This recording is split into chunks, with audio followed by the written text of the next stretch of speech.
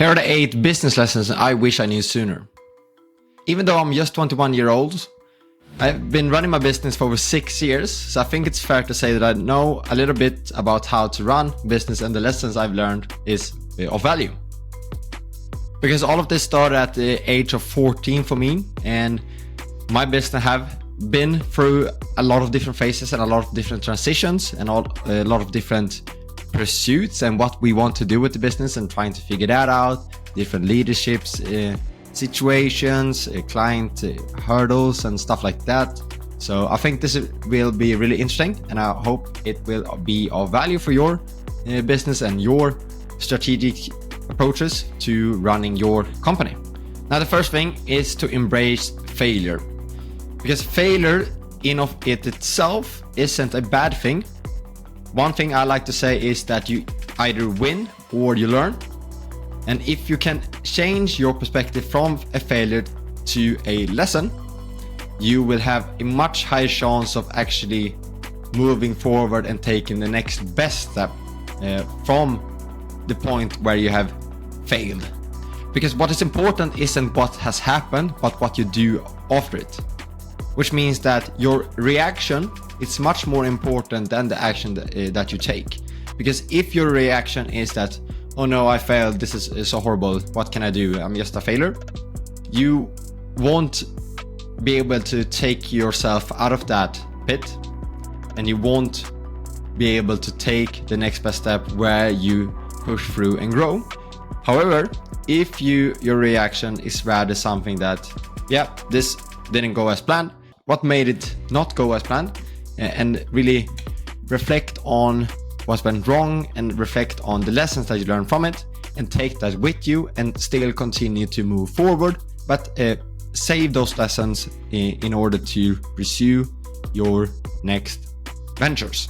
So instead of fearing failure, embrace it as a stepping stone, because those failures and those lessons from those failures can inform your future decisions. My second lesson is in investing in self-development, because ultimately, if you as a leader of your business creates that culture of investing in yourself, your team members will also want to grow and also invest in themselves, which will ultimately lead to your business growing, because you have created a culture where everyone is looking to grow and thus grow along with the business to find the new best things and new innovations and stuff like that.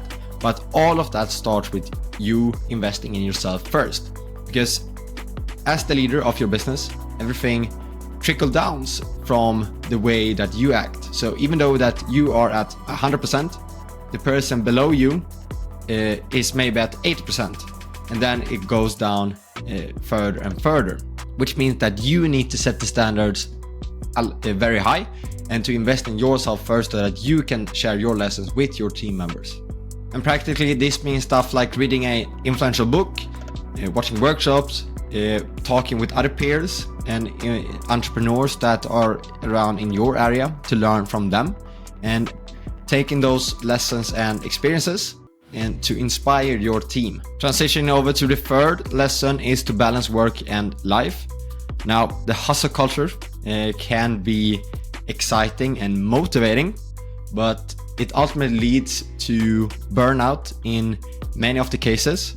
So what I found is to still maintain a balance, in the sense that you do your work, and when you do your work, you do it at 110%. But when you are at your personal life and doing that, you do that at 110%. Because many of the struggles that entrepreneurs can have is that when they try to do different personal activities, they're still thinking about the business.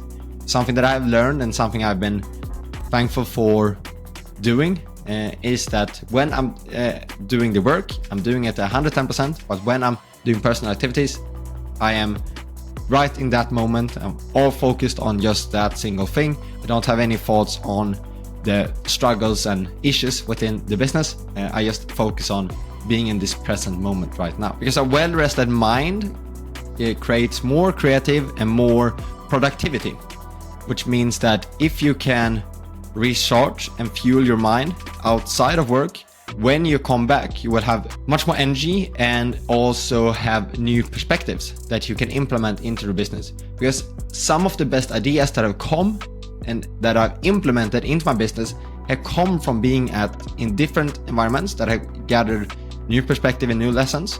So it isn't that you get your best ideas while you are at the front of your computer.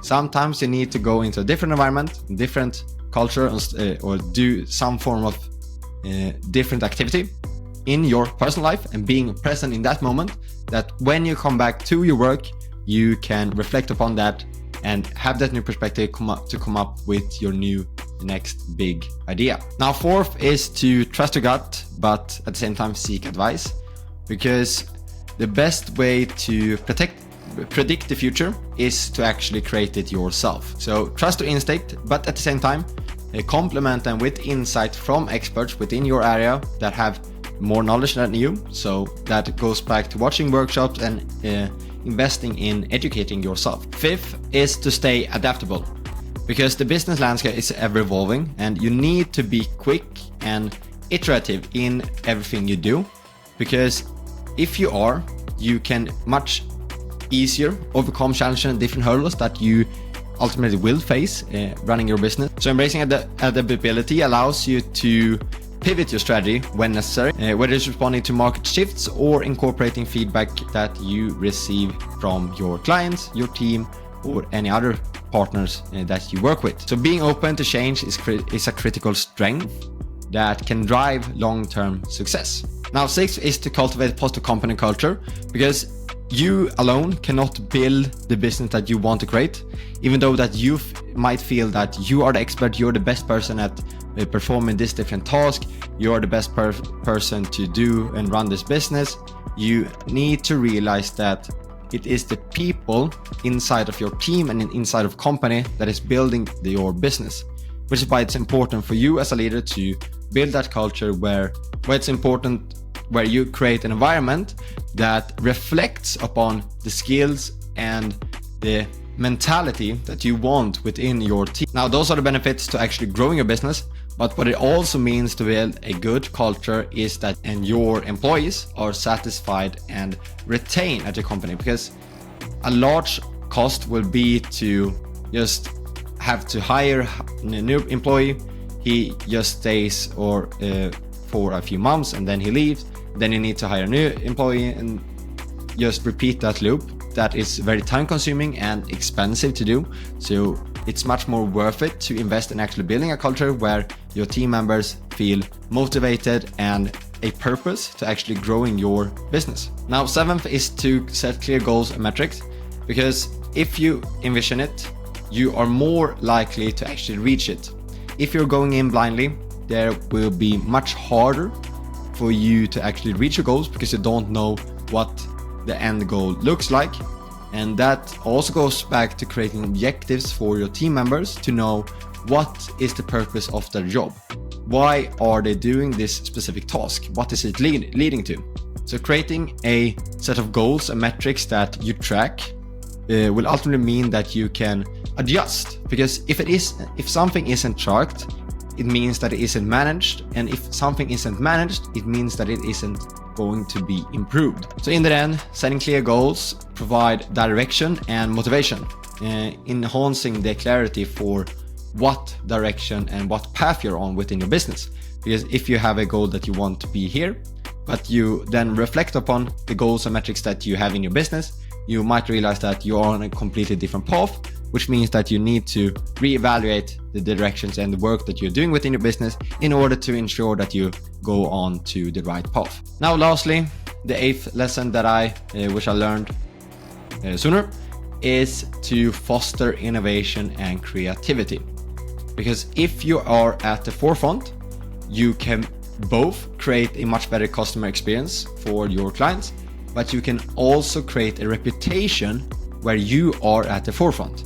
So that is something that was very powerful for us when we were running our platform, that we were seen as the innovators in terms of creating our system and how we processed the client requests and operations, which meant that clients wanted to work with us because they felt that we had the best knowledge and the best innovations, which made the user experience the best for them, which in of it itself acted as kind of a marketing channel for us.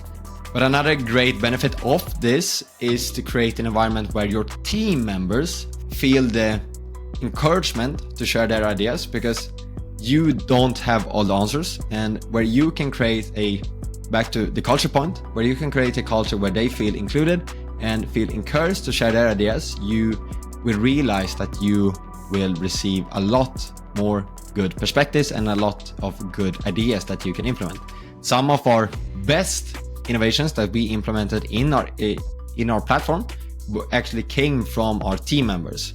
So even though that you might feel that you are the best person to run it, you need to realize that your team members can give you new perspectives, and it has proven to be very successful in my growth and my progression of running my business. So these have been 8 reflections and lessons that I've learned through my journey. And if you want to learn more about my journey in my business, where we create brand and environments for brand in order to reach the younger generation within the popular game Minecraft, definitely connect with me on LinkedIn, and I look forward to speak with you.